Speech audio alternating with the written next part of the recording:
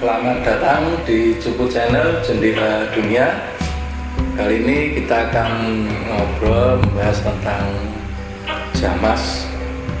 jamas atau sesuci atau cleansing. Itu banyak dipakai, diterapkan di saat orang akan melakukan ritual apapun ya kan. Kadang dan itu juga bukan hanya di Jawa, bahkan di luar negeri pun itu dikenal dengan cleansing. Jadi seperti misalnya orang mau puasa itu kan keramas atau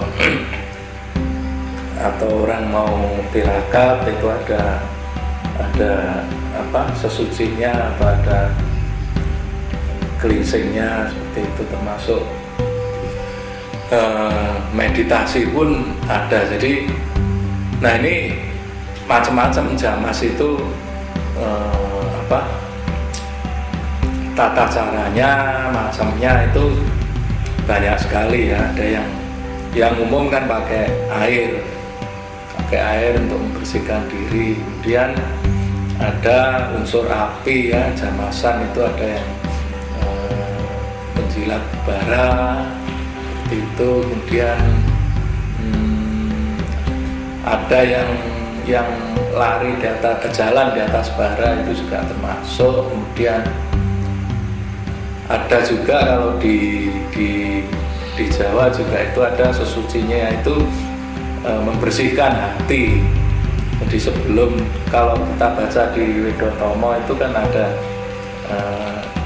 sebelum sembah rasa itu kan kita harus ada sesucinya, itu membersihkan hati, membersihkan diri kita. Itu jadi sesucinya itu bisa dengan kalau sebelum semedi ya mungkin dengan konsentrasi membersihkan seperti itu. Kemudian kalau tiap harinya ya membersihkan perilaku yang tidak baik dan pikiran-pikiran yang tidak baik dari diri kita. Kemudian kenapa ini perlu dilakukan jamas itu? Ya banyak manfaatnya. Artinya kan yang pasti untuk mempersiapkan diri melakukan apa yang disebut ritual atau apapun untuk kegiatan spiritual. Karena untuk kegiatan spiritual itu kan membutuhkan ketenangan dan ya tentunya kan konsentrasi seperti itu, sehingga kemelekatan tentang dunia ini ya harus ditanggalkan dulu. Itu secara batiniahnya. Tapi secara fisiknya itu sebelum semedi, sebelum itu kan mempersiapkan tubuh kita itu untuk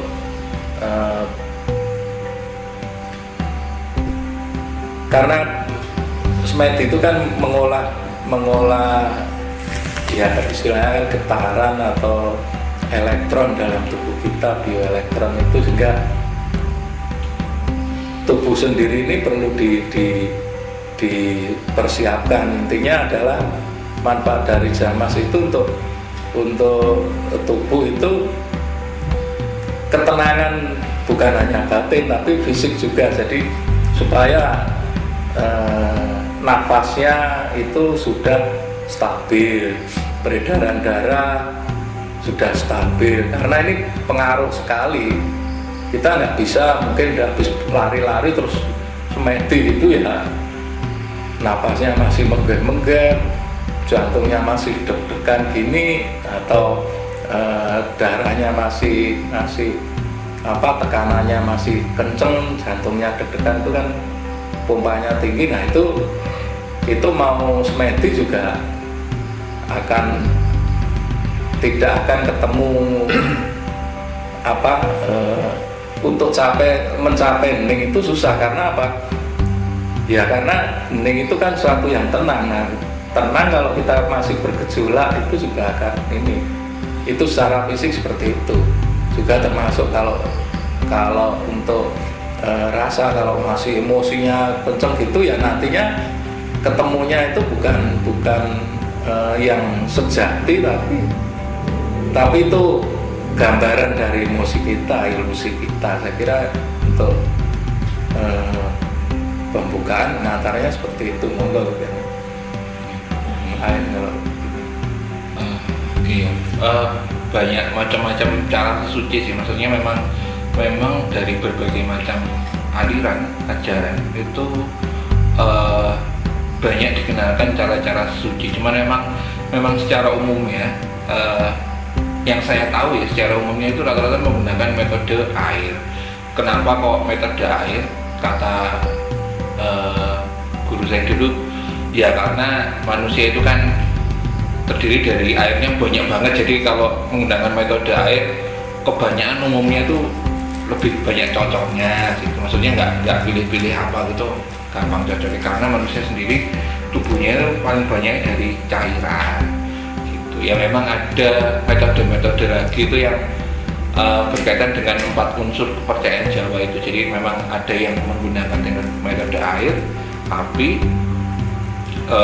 Jadi sebenarnya disebut air itu cairan, api itu panas, benda keras itu disebut tanah atau bumi, terus kemudian benda bergerak tak tentu itu disebut udara. Secara basic prinsipnya kalau di kejawen itu sebenarnya itu. Makanya kadang-kadang kalau kita tidak bisa mencerna kata-kata Jawa kayak besi gitu kan. Dulu itu kan saya sampai bingung, jenenge wesi Balitung Mangangkang apa? Ternyata semua logam itu disebut wesi dalam Jawa. Cuman jenisnya nanti ada namanya sendiri-sendiri. Jadi kayak kuningan itu apa, terus nikel itu apa. Jadi ya memang kadang di Jawa sendiri itu kembali lagi ke teknik cleansing itu yang saya tahu ada yang kayak melakukan apa kalau di mah pemuja ada Brahma yang api di depannya ada api itu yasna itu kalau di Tengger itu ada kayak ruang khusus yang digunakan untuk itu memang. Jadi di dalam rumahnya memang ada istilahnya api suci. Ya karena saya bukan orang Tengger dan saya juga bukan orang Hindu.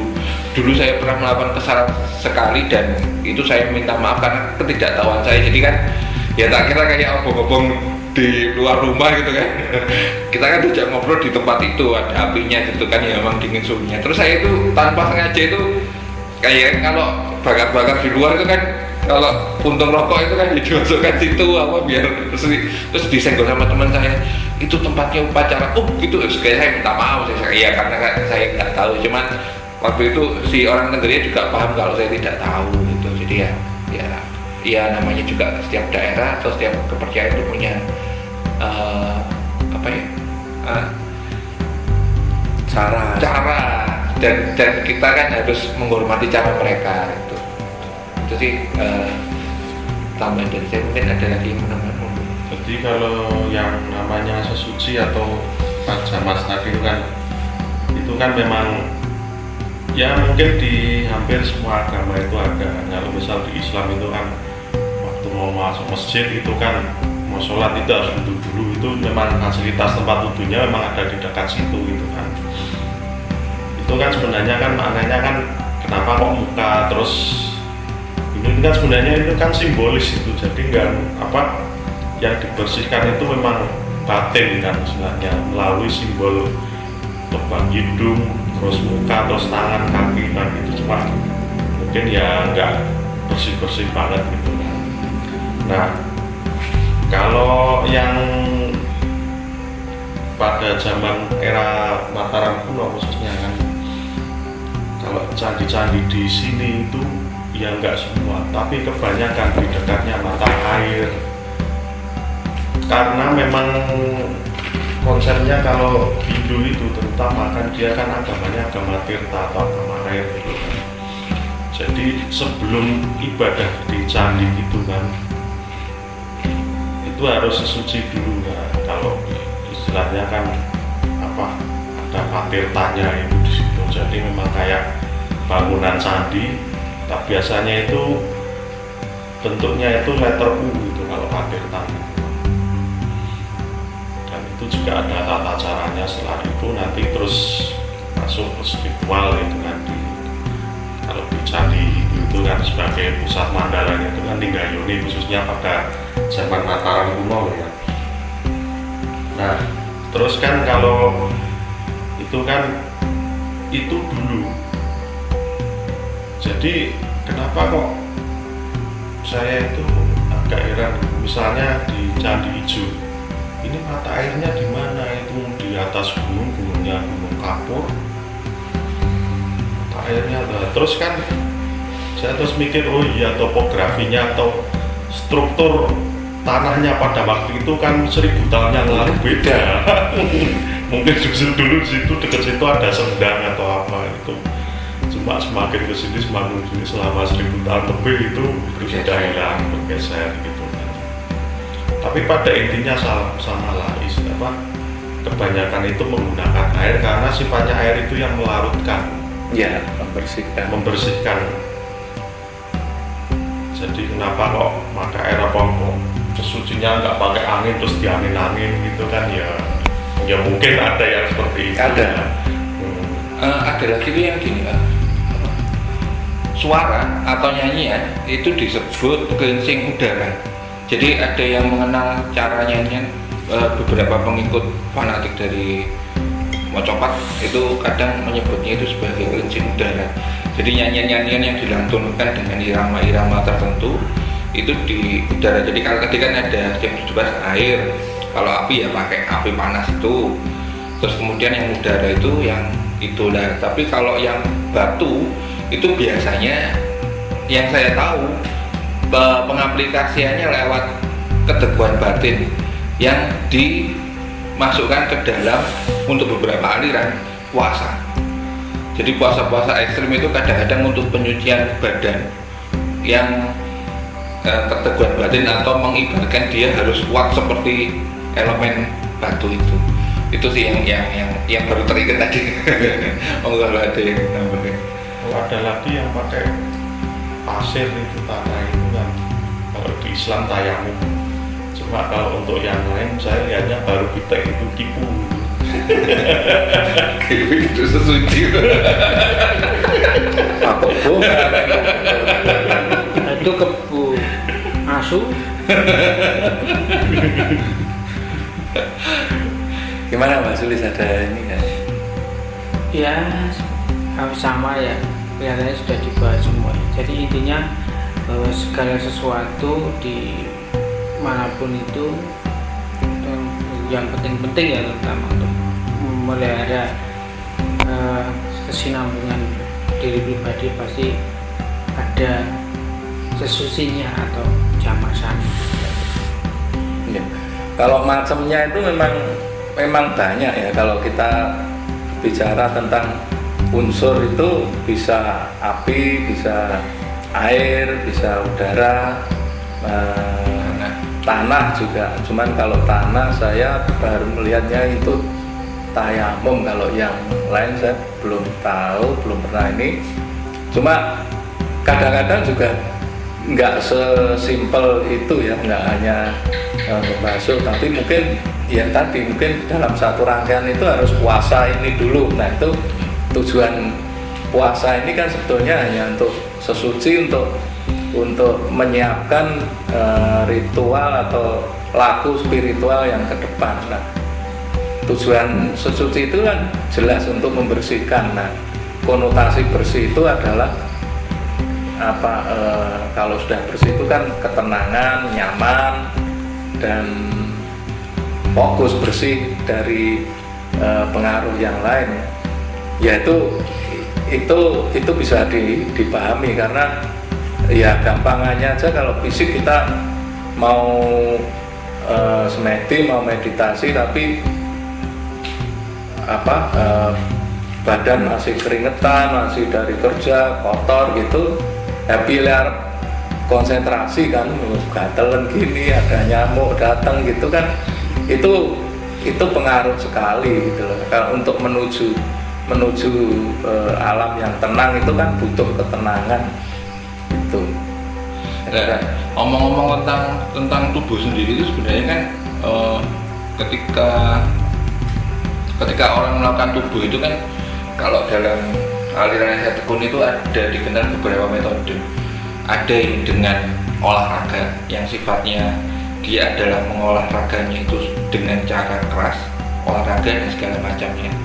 Ada yang mengolah raganya itu dengan cara berpuasa. Itu dia juga mengolah raganya sedemikian rupa sehingga dia bisa memaksimalkan badannya. Bisa lagi juga mengolah raga itu dengan cara sesirit atau tarak makanan tertentu, karena makan saripati makanan itu yang juga merasuk di badan. Makanya itu kadang-kadang kalau kita melihat yang dilakukan orang-orang spiritual untuk mengolah raganya, itu bukan berarti dia harus olahraga, bukan berarti harus dia puasa, dia sesirit makanan itu sebenarnya juga termasuk mengolah raganya. Istilahnya apa ya? Membuat raga itu supaya kerjanya untuk kemana gitu, supaya kerjanya kemana. Karena memang dalam aliran kejawen yang saya tahu itu, kalau di zaman dulu ya, yang pernah saya baca-baca itu, entah itu benar atau salah saya juga kurang tahu, tapi secara analoginya benar. Jadi kalau masa tidak berperang, mereka lebih suka makan sayur-sayuran karena biar temperamennya turun. Tapi kalau masa berperang, mereka baru mengkonsumsi daging sebanyak-banyaknya sehingga tempernya bisa jadi lebih agresif. Itu yang pernah saya baca itu di era Majapahit ke atas itu. Nggak tahu kalau yang sekarang ya, mungkin kalau sekarang ya dimix lah enak. Su nih lah teman-teman. Enggak nih, nonton sih menang. Iya, kalau itu sebetulnya memang lebih banyak kalau ke meditasi itu menyiapkan tubuh sih, tubuhnya supaya siap. Artinya ya itu tadi peredaran darahnya, kemudian nafasnya dan sel-sel tubuh kita itu udah benar-benar siap untuk dialiri energi atau bioelektron tadi, sehingga perlu dilakukan. Makanya di Widotomo pun ketika sudah mulai masuk ke sembah rasa itu sudah tidak pakai air. Artinya apa? Itu sudah mulai seperti pembahasan video atau apa yang lalu, itu kembali ke diri kita, ke pribadi kita, bahwa itu sudah disiapkan pribadi kita untuk mengolah energinya, kira itu. Soalnya memang energi rohani atau energi alam itu kan sifatnya kadang-kadang walaupun dia itu muatannya gede, jadi kadang saraf kita itu kan halus ya. Jadi kalau itu tidak dipersiapkan dengan benar, sok kalahnya jadi bermasalah. Makanya kalau orang Jawa dulu kan istilahnya disebut ilmu tua lah. Ilmu tua itu harus dipelajari secara serampangan, takutnya nanti kalau nggak kuat gila gitu. Itu sebenarnya ditakutkan kan saraf halusnya yang kena itu, karena kurang persiapannya, saraf halusnya kena, fisiknya nggak kuat, nah nanti jadi stres, jadi yang aneh-aneh itu. Nah, cuman kan kadang-kadang orang-orang itu melarang, tapi ketika nggak gini gimana caranya, ditakoni bingung. Ini nanti larang akhirnya hilang. Dan juga kalau yang untuk sesuci atau untuk apa ya, mandi itu, ya itu kan pengalaman saya dulu kan, pernah kan. Jadi kan saya mau ada itu kan tombak dan keris itu, walaupun yang jelek-jelekan lah itu masih saya rawat gitu kan. Terus kan waktu itu kan daunnya air dari 3 sendal, ya udah saya pergi ke 3 sendal yang ada di sekitar rumah saya itu kan, ya pakai jawab itu kan, udah dikumpulkan terus itu untuk menjamasi kerisnya itu kan, yang menjamasi ala kadarnya. Terus kan sisa airnya itu disuruh dimasukkan ke bak mandi. Ya udah kan, setelah berapa waktu karena ada masalah ada apa gitu kan, terus istilahnya terus wah ini Jojo boro-boro banyu iki tak buang, tak kuras baknya, habis itu saya ambruk sehari. Saya ambruk. Mergo nek nguras kuwi. Nah, kuwi karena Kesun. Kecampuran bangsa pikir. nah, itu kan karena memang ini sebenarnya kan sebuah pengalaman kan, istilahnya kan sebagai peruntukannya itu kan kita harus hati-hati gitu loh, merelakan air gitu kan, apalagi air yang dari tempat yang tertentu gitu. Nah seperti itu. Nah ini menarik karena Jamas bukan hanya ke orang aja ya, tapi bisa ke sesuatu yang dianggap pusaka atau sesuatu yang dianggap berharga, itu juga perlu disucikan. Jadi memang kalau di Bali sih memang masih ada tentang suci kayak motor, terus komputer, laptop, maksudnya barang-barang kekinian yang memang itu diandalkan untuk mengarungi hidup lah. Itu kalau di Bali masih isinya masih ada acara. Nah, di Jawa juga kan masih Iya sih. pecah kendi, didusi banyu kembang itu kan.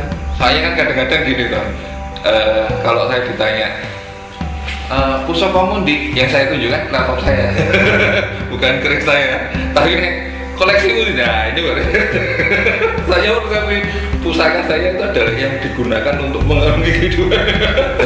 Iya nggak apa-apa, mau dulu mung dandang itu dadi pusaka. Bener. Karena memang penting. Karena dulu penting itu, dan itu membantu banyak orang. Nah, sekarang kalau mau HP-nya pusaka ya nggak apa-apa, Jamas buyur air kembang gitu kan. Tapi nyobor apa-apa. Tapi sekarang kan diguyoni nek ketika kita bilang pusaka mau apa? Kiai Magicom. Padahal itu benar-benar berfungsi. Nah, ya, tapi kan ada Nyai Dandang gitu. Lalu pusakane Bismo Kiai Cucuk Dandang. Nah, itu kan ada.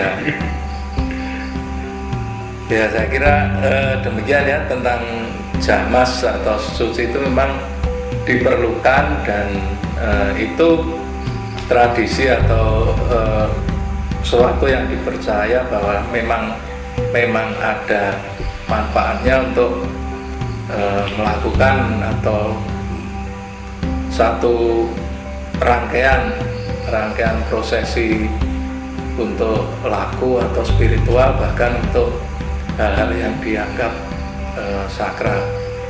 Demikian obrolan kita akan lanjutkan lagi dengan obrolan-obrolan menarik seputar budaya dan tentang Jawa. Kita akan ketemu lagi di episode berikutnya. Sampai jumpa.